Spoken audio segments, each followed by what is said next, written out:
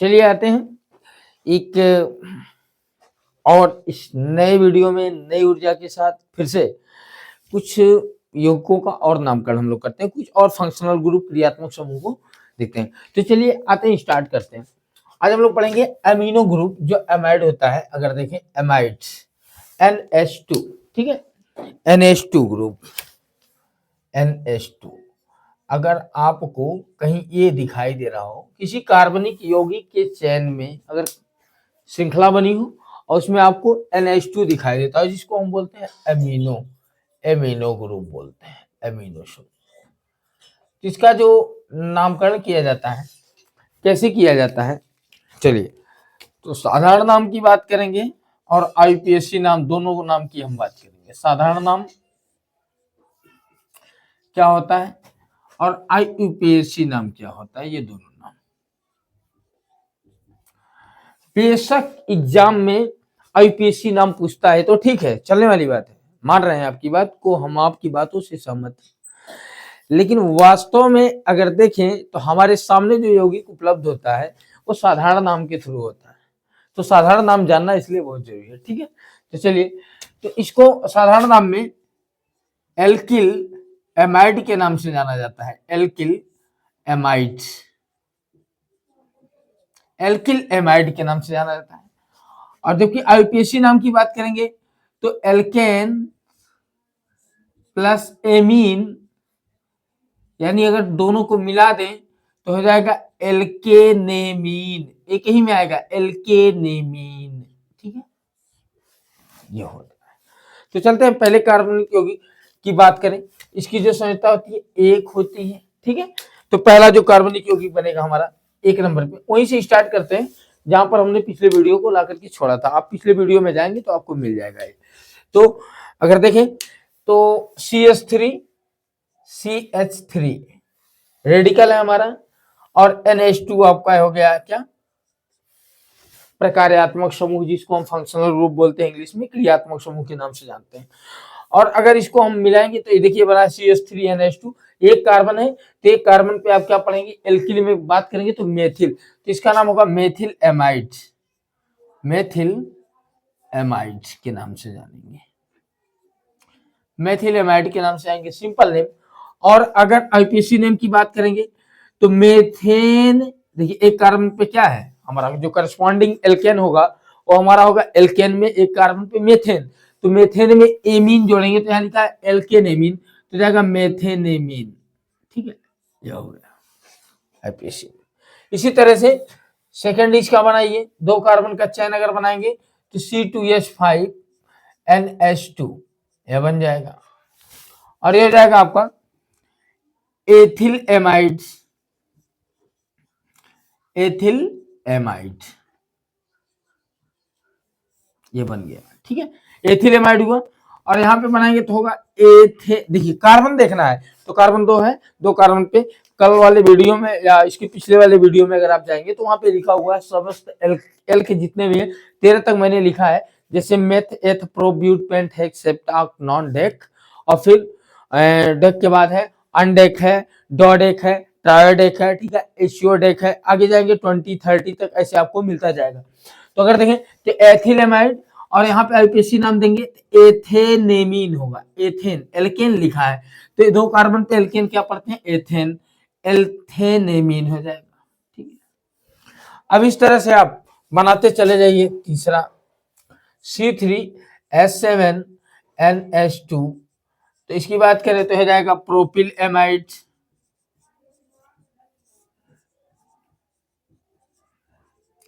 और IUPAC नाम देंगे तो प्रोपेनेमीन। ऐसे ही आपका चौथा बन जाएगा ब्यूटिलेमाइड, ब्यूटेनेमीन, पेंटिलेमाइड, पेंटेनेमीन, हेक्सिलेमाइड, हेक्सेनेमीन, हेप्टिलेमाइड, हेप्टेनेमीन, ऑक्टिलेमाइड, ऑक्टेनेमीन, और नॉनिलेमाइड, नॉनेनेमीन, और डेकिलेमाइड। तो डेकिलेमाइड पे चलेंगे तो हो जाएगा आपका डेकेनेमीन, ठीक है। और अनडेक तो अनडेकिल, अनडेकिलेमाइड, अनडेकेनेमीन, और फिर हो जाएगा डोडेक, डोडेकिलेमाइड, डोडेकेनेमीन। तो इस तरह से बनाते हुए आप चले जाएंगे। और ये नंबरिंग की जो बात है, ये देखिए कैलकुलेट करना है मैं बताऊंगा, लेकिन पहले आपको जो फंक्शनल ग्रुप है उसका आईपीएससी नाम में ले जाकर के किस तरह से आपको ऐड करना है, कहाँ पे प्रीफिक्स लगता है, कहाँ सफिक्स लगता है, इसको बताने की मैं कोशिश कर रहा हूँ। तो ये जो मेरा है, ये पिछला वीडियो आप जाकर के देख लीजिएगा। पहला चीज, पिछला वीडियो देखना बहुत इंपॉर्टेंट है अगर इसको समझना है। तो चलिए, ये रहा हमारा एमाइड ग्रुप। एमाइड ग्रुप का हमने आईपीएससी नामकरण कर लिया, ठीक है। तो ये हो गया। नाइट्रो ग्रुप इसके पहले हुआ है, हेलोजन ग्रुप इसके बाद हुआ है, उसके बाद एल्कोहलिक ग्रुप हो गया है, और ये आपका हो गया एमाइड ग्रुप यानी अमीनो ग्रुप हो गया। तो चलते हैं नेक्स्ट, आते हैं बात करते हैं जो ऑलरेडी उन फंक्शनल ग्रुप की बात करेंगे जिनमें ऑलरेडी पहले से ही कार्बन अवेलेबल होता है, जैसे आपका कार्बोक्सिलिक ग्रुप हो गया, एल्डिहाइड ग्रुप हो गया, इनकी बात हम लोग करेंगे, ठीक है।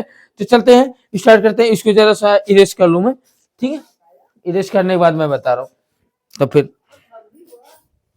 थोड़ा इरेज कर ले। चलिए आ गए हम लोग, फिर देखते हैं हम इसके बाद ये आपका आ गया एल्डिहाइड ग्रुप, ठीक है। तो अब उन फंक्शनल ग्रुप की बात करेंगे जिसमें ऑलरेडी कार्बन और हाइड्रोजन अवेलेबल होते हैं। जैसे यहाँ पे देखिए एल्डिहाइड ग्रुप है, ठीक है। तो एल्डिहाइड ग्रुप में कार्बन और हाइड्रोजन दोनों अवेलेबल है। तो इसका नाम जब आईपीएससी दिया जाता है और सिंपल नेम दिया जाता है, तो आईपीएससी तो ठीक ठाक, कोई दिक्कत नहीं, लेकिन सिंपल नेम में इसके थोड़ा सा प्रॉब्लम होता है। देखिए, जिन फंक्शनल ग्रुप में ऑलरेडी कार्बन और हाइड्रोजन होते हैं उनका सिंपल नेम देते समय एल्क के नाम से नहीं बल्कि फार्म, याद रहे, form, acid, propion, butyl, pentyl, hexyl, इस तरह से करके दिया जाता है, ठीक है। अच्छा, चलिए इसका फर्स्ट ऑर्गेनिक कंपाउंड अगर हम बनाएं, फर्स्ट कार्बन जो इसका बनता है, पहला वाला बनता है, तो इसका देखिए, इसके साथ प्लस एल्डिहाइड जोड़ा जाता है, इतना याद है। Form aldehyde, acid aldehyde, propion aldehyde. कब नाम दिया जाएगा? जब जिस फंक्शनल ग्रुप में पहले से ही कार्बन और हाइड्रोजन अवेलेबल होंगे तो उनका सिंपल नेम देते समय सिंपल नेम जो होगा वो form, acid, propion, butyl, pentyl, hexyl, इस तरह से होगा, ठीक है। तो ये वहां पे मेथ एथ नहीं आएगा, फार्म के रूप में आता। आप पढ़े भी होंगे फार्मिक एसिड, क्यों? क्योंकि वहां पे कार्बोक्सिलिक ग्रुप है, COOH, देखिए उसमें कार्बन और हाइड्रोजन पहले से अवेलेबल है, इसलिए उसका जो सिंपल नेम होता है वो फार्म से दिया गया, या COOH फार्मिक एसिड हो गया, और CH3COOH एस्टिक एसिड हो गया, यानी फार्म और एसिड के नाम से वहां पे उसका सिंपल नेम दिया जाता है। तो देखिए यहाँ पे farm, acid, propion, butyl, pentyl करके एल्डिहाइड जोड़ देना है। चलिए एल्डिहाइड इसका नाम देते हैं। अब चलिए और आईपीएससी नेम की बात करेंगे तो एल्डिहाइड ग्रुप है alkane, alkane plus L, L, और हो जाएगा आपका एल्केनेल, एल्केनेल, ये हो जाएगा एल्केनेल, यानी मेथेनेल, एथेनेल, प्रोपेनेल, ब्यूटेनेल, पेंटेनेल, ऐसे करके होगा। और यहाँ पे सिंपल नेम की बात करेंगे तो form aldehyde, acid aldehyde, propion aldehyde, butyl aldehyde, pentyl aldehyde, इर इर करके आगे आने लगता है। तो चलिए इसका आप देखिए, ऑलरेडी इसमें पहले से कार्बन है, तो एक कार्बन जैसे अगर आप इसमें CH3 ऐड करने की कोशिश करेंगे, अगर इसमें CH3 ऐड करेंगे तो 2 कार्बन हो जाएगा। तो इसका जो फर्स्ट ऑर्गेनिक कंपाउंड बनता है वो केवल हाइड्रोजन को ऐड करके बन जाता है। तो हाइड्रोजन को जैसे ही ऐड करेंगे तो यहाँ पे देखिए हाइड्रोजन को ऐड करेंगे तो हो जाएगा HCHO, SCHO, ये बन गया आपका फार्मेल्डिहाइड, इसका नाम होगा फार्मेल्डिहाइड, सिंपल नेम फार्मेल्डिहाइड हो गया। और एक कार्बन के नाते इसका अगर हम आईपीसी नेम देंगे तो एक कार्बन पे क्या होता है, एल्केन पढ़ते हैं तो हो जाएगा मेथेनेल, मेथेनेल, ये हो गया मेथेनेल, ठीक है। एक कार्बन पे मेथेन होता है, मेथेनेल हो गया। 2 कार्बन के बाद अब देखिए हमने होमोलोगस सीरीज के बारे में बताया। होमोलोगस सीरीज क्या होता है कि एक ऐसा ऑर्गेनिक कंपाउंड का सीरीज होता है जिसमें सभी कंपाउंड्स का नियर अबाउट जो प्रॉपर्टी होता है सेम होता है, 95% सबकी प्रॉपर्टी सेम होती है, लेकिन the difference between two consecutive compounds of molecular on the basis of their molecules there is the difference of only CH2 का डिफरेंस होता है, यानी CH2 ऐड करते हुए चले जाइए अब आप बनता हुआ चला जाएगा। तो यहाँ पे CH2H में ऐड करेंगे तो हो जाएगा CH3CHO। देखिए ये हो गया, CH2 ऐड किया, एक H ऑलरेडी था तो CH3CHO हुआ। और देखिए फार्म के बाद आएगा एसिड, क्या आएगा, एसिड, तो इसका नाम हो जाएगा एसीटेल्डिहाइड। एसीटेल्डिहाइड, इतना याद रहे, जिन फंक्शनल ग्रुप में पहले से ही कार्बन और हाइड्रोजन अवेलेबल होते हैं उनका IPAC नाम तो वो पहले वाले बेस पे होता है, यानी जो हमारा बेस है एल्केन संगत, जो करस्पॉन्डिंग एल्केन होते हैं उनके बेसिस पे होता है। लेकिन सिंपल नेम की बात करेंगे तो सिंपल नेम जो होगा हमारा, वो सिंपल नेम थोड़ा अलग तरह से होता है, फार्म एसिड प्रोपियान करके आता है। तो एसीटेल्डिहाइड हो गया और इसका नाम हो गया एथेनेल। एथेनेल हो गया। अब यहाँ की बात करें CH2 और ऐड कर देंगे तो हो जाएगा C2H5CHO। अब देखिए CH2 हमने ऐड कर दिया, C2H5 तो हो गया प्रोपियानेल्डिहाइड। प्रोपियानेल्डिहाइड, प्रोपेनेल्डिहाइड नहीं होगा, प्रोपियानेल्डिहाइड, ये हो गया आपका प्रोपियानेल्डिहाइड, ये हो गया आपका सिंपल नेम। और यहाँ पे हो गया प्रोपेनेल। प्रोपेनेल तो ठीक है। ऐसे ही ब्यूटेनेल, पेंटेनेल, हेक्सेनेल, हेप्टेनेल, ऑक्टेनेल, नॉनेल, इस तरह से आप बनाते हुए चले जाएंगे। तो ये रहा आपका CHO-एल्डिहाइड ग्रुप का IPC नेम और सिंपल नेम। ठीक है, तो चलते हैं बात करते हैं नेक्स्ट कार्बोक्सिलिक ग्रुप भी देख लेते हैं। कार्बोक्सिलिक ग्रुप का किस तरह से हम नामकरण करते हैं, चलते हैं देख लेते हैं इसको।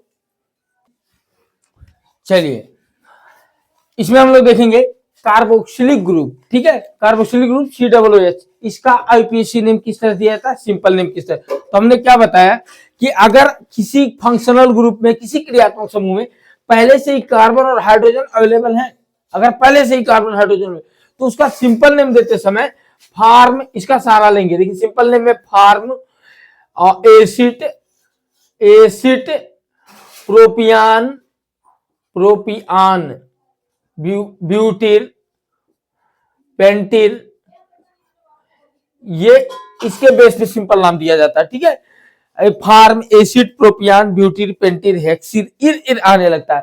तो चलिए इसका फर्स्ट ऑर्गेनिक कंपाउंड जितने भी होंगे, अभी देखिएगा कीटोन वाले में थोड़ा प्रॉब्लम होगा। कीटोन वाले में क्यों प्रॉब्लम होगा, क्योंकि कीटोन में CO होता है, अगर आप H जोड़ दिए तो CHO बन जाता है, इसलिए उसका फर्स्ट ऑर्गेनिक कंपाउंड अलग तरह से होता है। उसके बारे में मैं नेक्स्ट वीडियो में बताऊंगा। लेकिन ये है आपका कार्बोक्सिलिक ग्रुप। तो देख रहे हैं इसमें COOH है, तो इसका फर्स्ट ऑर्गेनिक कंपाउंड जैसे ही बनेगा तो एक ही हाइड्रोजन को लेके अपना पहला कार्बन ऑर्गेनिक कंपाउंड बना लेता है। जैसे इसमें एक हाइड्रोजन ऐड होगा तो जाएगा HCOOH, हो गया।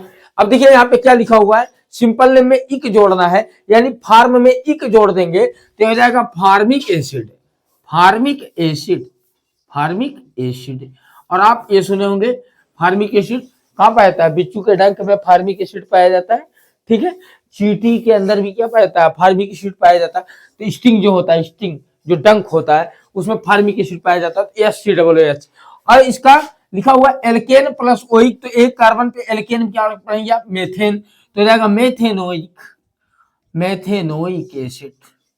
ठीक है, ऐसे ही अब CH2 ऐड करेंगे, अगर इसमें CH2 जैसे ही ऐड करेंगे हो जाएगा CH3COOH। देखिए तो एसिड है, एसिड में इक जोड़ेंगे हो जाएगा एसिटिक, एसिटिक एसिड, एसिटिक अम्ल हो गया ये। और इसका नाम देंगे एथेनोइक, एथेनोइक भी पढ़ते हैं, एथेनोइक भी पढ़ते हैं। ठीक है, एथेनोइक पढ़िए या एथेनोइक भी बोला जाता है, नोइक, ऐसे करके भी अपना प्रोनाउंसिएशन होता है। देखिए ये प्रोनाउंसिएशन के लिए तो बहुत बड़ा, सबसे बड़ा एक्सेप्शन प्रोनाउंसिएशन ही है। ठीक है, इंग्लिश वर्ड का जो प्रोनाउंसिएशन है वो सबसे बड़ा एक्सेप्शन है। अलग अलग जगहों पे अलग अलग प्रोनाउंसिएशन होता है। अगर देखिए हमारे यहाँ वी को वी पढ़ते हैं, नेपाल वाले भी पढ़ते हैं। ठीक है, नेपाल वाले भी पढ़ेंगे, हम लोग वी पढ़ते हैं, VAN वैन, VAN वैन, तो लोग अलग अलग पढ़ते हैं। GOVERNER गवर्नर हम लोग बोलते हैं, वो लोग GOVERNER गवर्नर बोलते हैं। तो वह और वह में वहां पे दोनों में अलग अलग है, तो अलग अलग प्रोनाउंसिएशन है। तो अगर देखें एथेनोइक और एथेनोइक दोनों के नाम से इसको जानते हैं। अब CH2 फिर ऐड करेंगे, जैसे ही तीसरे में C2H5COOH, ये हो गया आपका 3 कार्बन पे, देखिए ए 2 यहाँ हो गया, एक यहाँ, 3 कार्बन पे प्रोपियानिक एसिड हो जाएगा, प्रोपियानिक, प्रोपियानिक एसिड, ये हो गया प्रोपियानिक एसिड। और यहाँ पे आएंगे तो हो जाएगा प्रोपेनोइक, प्रोपेनोइक, नोइक एसिड। तो ये जो है अगर देखें तो इस तरह से जिसमें ऑलरेडी एक कार्बन और एक हाइड्रोजन अवेलेबल होता है उसका अगर नामकरण करेंगे आप तो देखिए ऑलरेडी जिस फंक्शनल ग्रुप में कार्बन और हाइड्रोजन होगा उसका सिंपल नेम देते समय आपको एल्केन या एल्किल रेडिकल का नाम नहीं रखना है बल्कि फार्म एसिड प्रोपियान ब्यूटीर पेंटीर हेक्सिर हेप्टीर ये करके आगे लेकर के जाना है। और जबकि आईपीएससी नाम की बात करें तो आईपीएससी नाम तो आपका वही है करस्पॉन्डिंग एल्केन यानी संगत एल्केन के नाम से, उसमें कुछ सफिक्स कुछ प्रीफिक्स यानी उपसर्ग प्रत्यय उपसर्ग यानी अनुलग्न या पूर्वलग्न जोड़ते हुए हम बनाते हुए चले जाते हैं। तो ये रहा तीन कार्बनिक यौगिकों का तीन क्रियात्मक समूह का नामकरण। ठीक है, तो इसको आप याद रखेंगे।